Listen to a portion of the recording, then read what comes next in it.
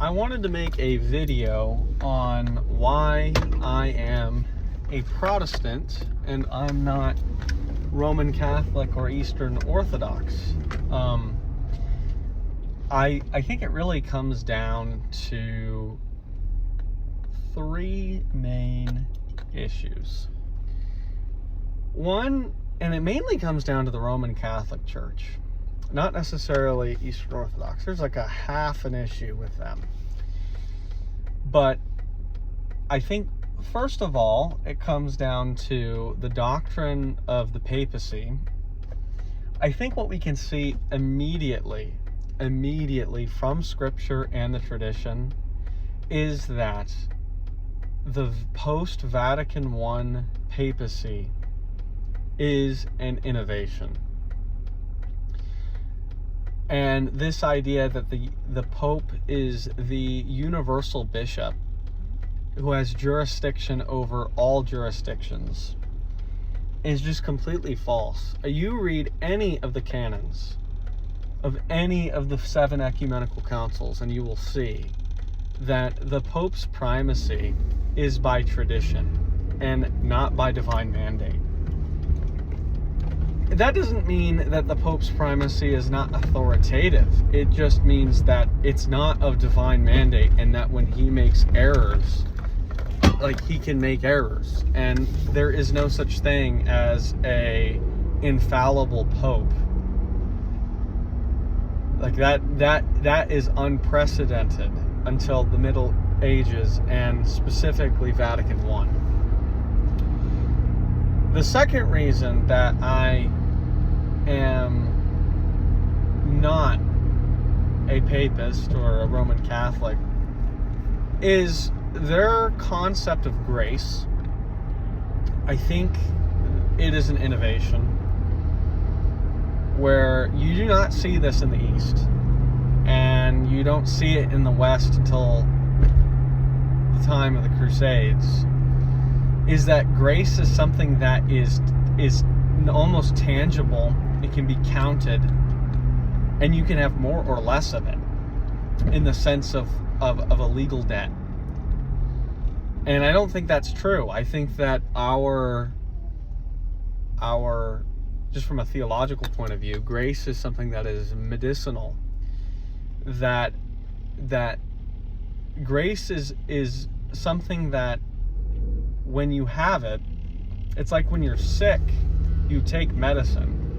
And sometimes you need more medicine and sometimes you need less medicine.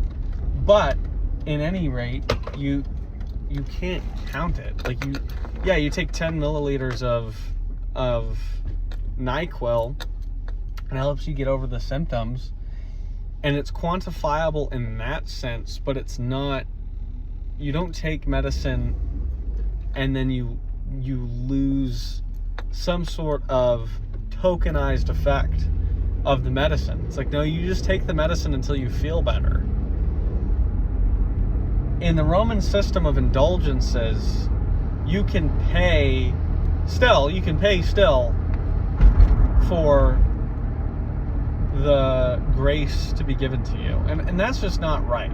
That's not how the patristic fathers teach grace. That's not how the East teaches grace. And now that's not how Protestants teach grace. It's relationship. It's not transactional like that.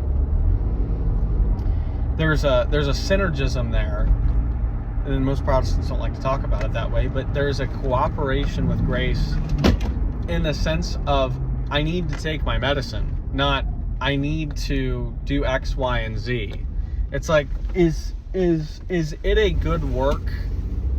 Is it a good work to take medicine? No, you're just taking medicine. You didn't do anything. The medicine did all the work.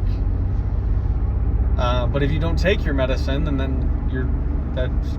that's tough. Like, you're not going to feel better.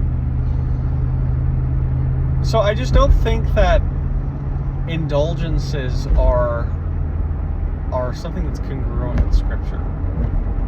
I don't think that you can buy a plenary indulgence. I don't think you could say a certain prayer at a certain time and have a plenary indulgence. And I don't think that people can meet the conditions of being in a full state of grace to meet the conditions for a plenary indulgence. I don't think that takes sin seriously enough. I think that's a big issue. And then my third and final reason is and this is related to the papacy, is I don't believe that the Roman Church has jurisdiction over the whole church. I think that the fullness of the church is found wherever the bishop is found. And that the essence of the church is found wherever the word is rightly preached and the sacraments duly administered. And I think that you can see that, and you can see this in my last video.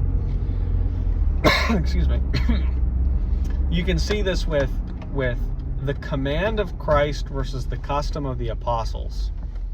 That what Christ gives is the kingdom of heaven. And what the apostles' tradition that they give is the fullness of the church.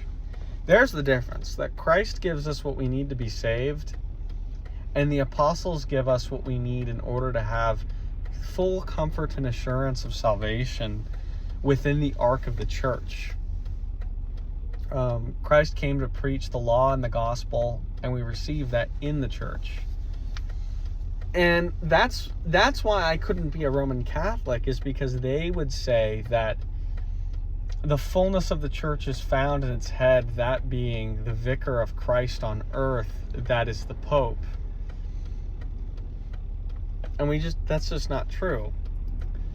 And then the reason why, and then this is a fourth and minor issue, the reason why I wouldn't be Eastern Orthodox is because I think that our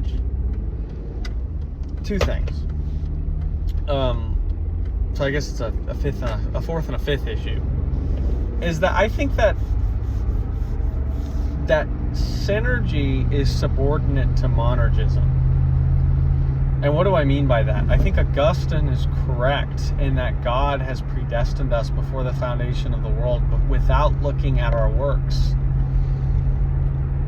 But that those who are reprobate, God has left in their sin by his own sovereign will. And that's not his creating sin. God is not the author of sin, which is what the East accuses the West of. God is not the cause of sin. He is the punisher of sin. And his sovereign choice to condemn the reprobate, that's justice. So that's the first reason why I'm not Eastern Orthodox. I think they get that doctrine wrong. Now, if I lived in the East, I'd probably be Eastern Orthodox, because I think that is the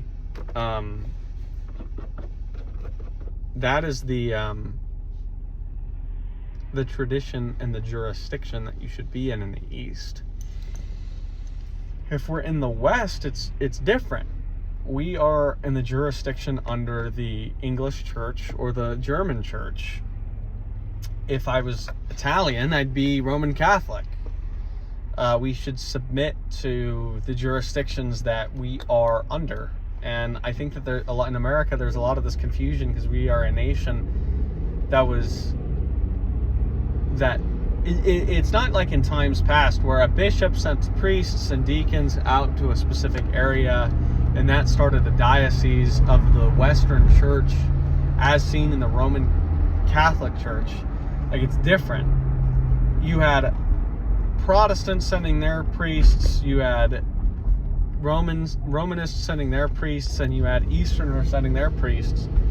And so you have this hodgepodge of different jurisdictions that are just not doing well, causing a lot of confusion in America. And I think what we should do is just try to submit our best to who has the rightful claim to jurisdiction. I think that is the English and the German churches.